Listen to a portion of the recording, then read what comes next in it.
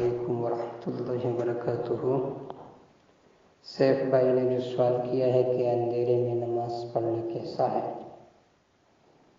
تو اس کا جواب یہ ہے کہ اندھیرا میں نماز پڑھنا بلا کراہت درست ہے، جبکہ قبلے کا سمت معلوم ہو، آپ نے قبلے کی طرف رخ کیا ہوا ہو، اگرچہ اندھیرا کیوں نہ ہو تو بلا کراہت کے نماز درست ہے۔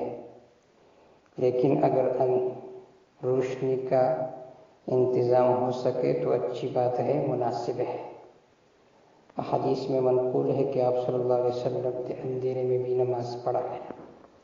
حضرت عائشہ رضی اللہ تعالیٰ عنہ کی روایت ہے کہ آپ صلی اللہ علیہ وسلم نماز پڑھتے تھے، فَإِذَا سَجَدَ غَمَزَنِي، جب سجدہ آپ صلی اللہ علیہ وسلم فرماتے تھے تو مجھے دباتے تھے تاکہ میں پاؤں کو سمیٹ لوں، اور پھر فرمایا وَالْبُيُوتُ لَيْسَ فِيهَا مَصَابِيحُ، یہ وہ دور تھا کہ اس وقت گھروں میں چراغ وغیرہ نہیں ہوتے تھے۔